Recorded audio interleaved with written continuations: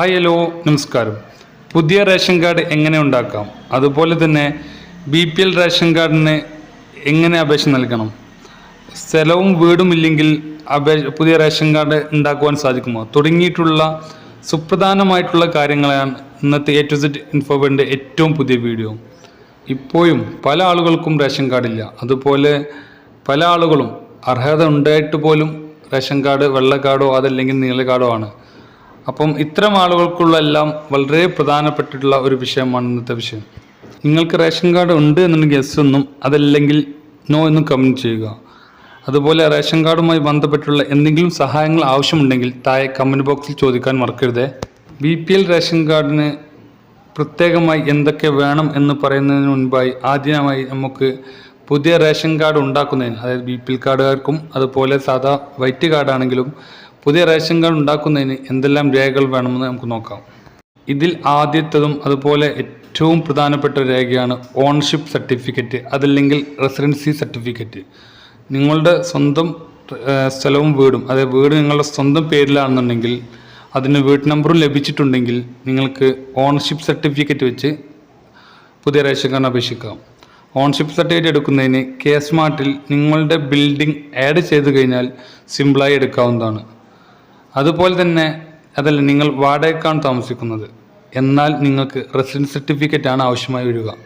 അതിന് വാടക കരാർ, അതായത് 200 രൂപയുടെ മുദ്രപത്രത്തിൽ ടൈപ്പ് ചെയ്ത് അതിൽ ഹൗസ് ഓണറും അതുപോലെ ആരാണോ അതിൽ താമസിക്കുന്നത്, അതായത് ആർക്കാണോ റേഷൻ കാർഡ് ആവശ്യമുള്ളത് അവരും സൈൻ ചെയ്ത് K-സ്മാർട്ട് വഴി പഞ്ചായത്തിലേക്കൊരു അപേക്ഷ നൽകിയാൽ അവർക്ക് റെസിഡൻസ് സർട്ടിഫിക്കറ്റ്, അതായത് താമസ സർട്ടിഫിക്കറ്റ് അനുവദിച്ച് നൽകുന്നതാണ്. ഈ സർട്ടിഫിക്കറ്റാണ് ആദ്യമായി നമ്മൾ ഉണ്ടാക്കേണ്ടത്.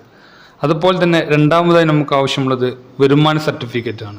വില്ലേജ് ഓഫീസ് വഴി ലഭിക്കുന്ന വരുമാന സർട്ടിഫിക്കറ്റിന് ആധാർ കാർഡ്, അതുപോലെ നിലവിൽ അവരുടെ പേരുള്ള റേഷൻ കാർഡ്, റെസിഡൻസി സർട്ടിഫിക്കറ്റ് അതല്ലെങ്കിൽ ഓണർഷിപ്പ് സർട്ടിഫിക്കറ്റ്, പിന്നെ എന്തെങ്കിലും വരുമാന സോഴ്സ്, അതായത് ഗവൺമെൻറ് ഉദ്യോഗസ്ഥരോ അതല്ലെങ്കിൽ അർദ്ധ സർക്കാർ പൊതുമേഖല ആളുകളാണെങ്കിൽ അവരുടെ സാലറി സർട്ടിഫിക്കറ്റ്, അത്തരത്തിലുള്ള എന്തെങ്കിലും വരുമാനം തെളിയിക്കുന്ന എന്തെങ്കിലും സർട്ടിഫിക്കറ്റ് ഉണ്ടെങ്കിൽ അതും കൂടി അറ്റാച്ച് ചെയ്ത് ഒരു അപേക്ഷ നൽകിയാൽ 4 ദിവസം അല്ലെങ്കിൽ 5 ദിവസത്തിനുള്ളിൽ വില്ലേജ് ഓഫീസർ അനുവദിച്ചു തരുന്ന സർട്ടിഫിക്കറ്റാണ് വരുമാന സർട്ടിഫിക്കറ്റ്. അതായത് കുടുംബത്തിൻ്റെ വാർഷിക വരുമാന സർട്ടിഫിക്കറ്റ് ആയിരിക്കും വില്ലേജ് ഓഫീസർ തരിക. അതിന് 12 കൊണ്ട് ഡിവൈഡ് ചെയ്ത് ഒരു മാസ വരുമാനം എത്രയാണോ അത് റേഷൻ കാർഡിൽ ഉൾപ്പെടുത്തേണ്ടതാണ്. അടുത്തതായി നമുക്ക് പുതിയ റേഷൻ കാർഡ് ഉണ്ടാക്കുന്നതിന് ഒരു ഫോട്ടോ ആവശ്യമുണ്ട്.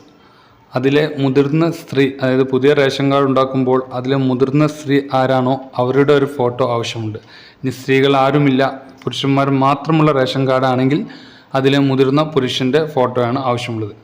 അതുപോലെ തന്നെ പിന്നീട് ആവശ്യമുള്ളതാണ് ഇലക്ട്രിസിറ്റി കൺസ്യൂമർ നമ്പർ, അതായത് നമ്മളുടെ ഇലക്ട്രിസിറ്റി കൺസ്യൂമർ നമ്പറും അതിലേക്ക് ആവശ്യമായി വരും. അതുപോലെ തന്നെയാണ് ഗ്യാസിൻ്റെ കൺസ്യൂമർ നമ്പർ, ഗ്യാസ് ഉണ്ടെങ്കിൽ മാത്രം കൺസ്യൂമർ നമ്പറും നൽകിയാൽ മതിയാകും.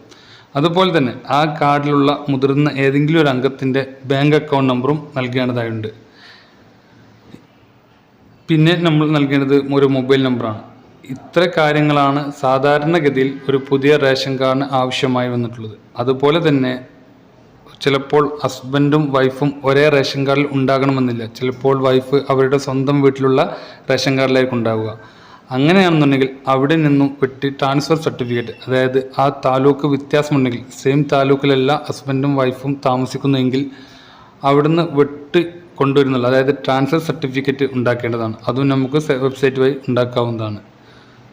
അതുപോലെ തന്നെ ചെറിയ കുട്ടികളെ ആ റേഷൻ കാർഡിൽ, അതായത് ഇതുവരെ ഒരു റേഷൻ കാർഡിലും പേരില്ലാത്ത അംഗങ്ങളെ ആ റേഷൻ കാർഡിൽ ഉൾപ്പെടുത്തുന്നതിനായി 2 വയസ്സ് കഴിഞ്ഞ കുട്ടികളെ മാത്രമേ റേഷൻ കാർഡിൽ ഉൾപ്പെടുത്തുവാൻ സാധിക്കുകയുള്ളൂ. ഇത്തരം ആളുകൾക്ക് ആധാർ കാർഡിന് ഒരു ഫോട്ടോ കോപ്പി കൂടി അതിൽ അറ്റാച്ച് ചെയ്തിട്ടുണ്ട്. ഇത്ര രേഖകളാണ് സാധാരണഗതിയിൽ ഒരു റേഷൻ കാർഡിന് ആവശ്യമായിട്ടുള്ളത്. പിന്നെ ഇതിൽ അഡീഷണലായി വരുന്നത് വീടിൻ്റെ സ്ക്വയർ ഫീറ്റ് എത്രയാണ്, അതേപോലെ 4 ചക്ര വാഹനമുണ്ടെങ്കിൽ അതിൻ്റെ ഡീറ്റെയിൽസ്, ഇത്തരം കാര്യങ്ങളാണ്. എന്നാൽ അവർക്ക് റേഷൻ കാർഡ് BPL കാർഡിന് അർഹത ഉണ്ടെങ്കിൽ അതിൻ്റെ അർഹതാ മാനദണ്ഡങ്ങൾ ഞാൻ പറയാം. ഉണ്ടെങ്കിൽ കുറച്ച് രേഖകൾ കൂടിയും അഡീഷണലായി ആവശ്യമുണ്ട്. BPL സർട്ടിഫിക്കറ്റിനുള്ള അർഹതാ മാനദണ്ഡങ്ങൾ: 1, 1000 സ്ക്വയർ ഫീറ്റിന് താഴെയുള്ള വീടായിരിക്കണം. പ്രത്യേകം ശ്രദ്ധിക്കുക, 1000 സ്ക്വയർ ഫീറ്റിന് താഴെയുള്ള വീടാണെങ്കിൽ മാത്രമേ മറ്റ് എന്ത് കാര്യങ്ങളും പരിഗണിക്കുകയുള്ളൂ.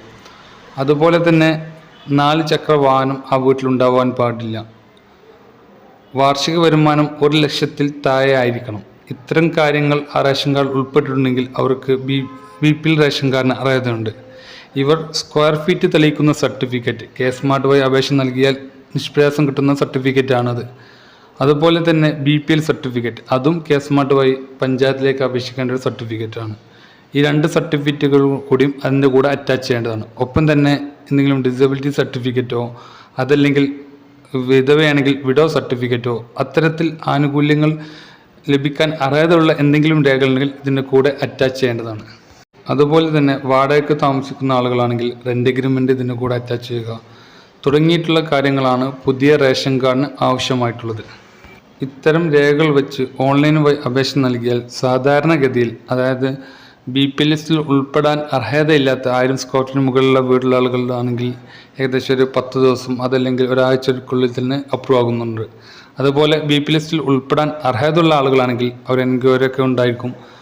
അതെല്ലാം കഴിഞ്ഞ് ഏകദേശം ഒരു 15 ദിവസത്തിനുള്ളിൽ തന്നെ അവർക്ക് റേഷൻ കാർഡ് വെബ്സൈറ്റിൽ നിന്ന് ഡൗൺലോഡ് ചെയ്തെടുക്കാവുന്നതാണ്.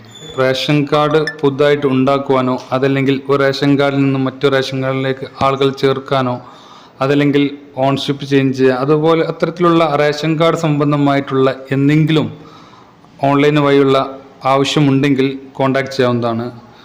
നമ്മുടെ വാട്സപ്പ് നമ്പർ നമ്മുടെ മെമ്പർഷിപ്പ് എടുത്ത ആളുകൾക്ക് വിസിബിൾ ആകുന്നതാണ്, അവർക്കുള്ള സഹായം ചെയ്യുന്നതാണ്. അതുപോലെ തന്നെ എന്തെങ്കിലും സംശയങ്ങളുണ്ടെങ്കിൽ താഴെ കമൻറ്റ് സെക്ഷൻ ചോദിച്ചാൽ അതിന് കൃത്യമായി അറിയാവുന്ന കാര്യങ്ങൾ പറഞ്ഞു തരുന്നതാണ്.